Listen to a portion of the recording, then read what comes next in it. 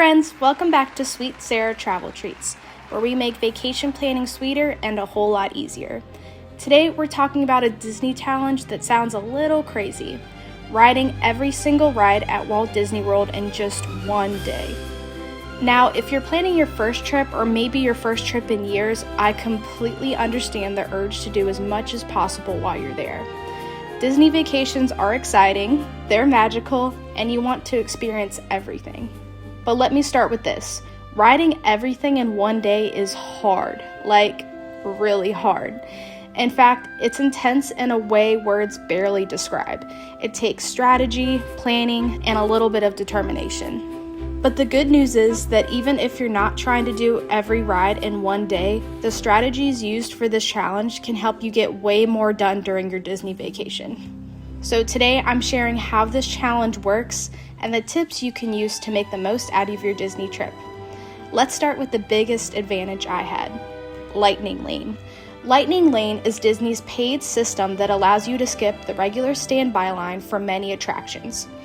While it's definitely not required for your trip, it can save a lot of time when you want to maximize how many rides you want to experience.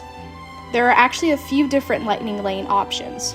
The first is Lightning Lane Multi-Pass, which lets you reserve return times for several attractions throughout the day. You choose one park for this and can select multiple rides in advance, then continue booking more as you use them. Then there's Lightning Lane Single Pass, which is used for some of the most popular attractions in Disney World. These are purchased individually and you can buy up to 2 per day. And finally, there's Lightning Lane Premier Pass, which allows guests to skip nearly every Lightning Lane attraction in a single park once without reserving a specific time. It's the most expensive option and usually only makes sense for very specific situations, like attempting to ride every ride in one day. When you add all of these together, the cost can get pretty high. This strategy definitely isn't how most people vacation at Disney. It was purely part of the challenge. Another big advantage was staying at a Disney resort hotel. Disney hotel guests can get early theme park entry, which allows you to enter the parks 30 minutes before official opening every day. If you stay at certain deluxe resorts, you can also get extended evening hours on select nights, which gives you additional ride time after the park closes to most guests. When you're trying to pack a full day of rides into your schedule, those hours can make a huge difference. But even with all that planning, there are still some simple strategies that can make a huge difference during your Disney trip. The first one is rope dropping. Rope dropping simply means arriving at the park before it officially opens so you're among the first guests allowed on 2 rides. Early mornings are often when wait times are the shortest, which helps get several attractions done quickly. Another great trick is using single rider lines when they're available.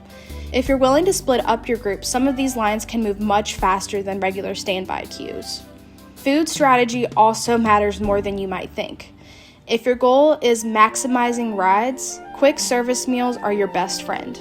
Even better, you can use mobile ordering in the My Disney Experience app to order food ahead of time and skip the line when you arrive. Table service meals are great, but they can easily take an hour or 2 out of your park day.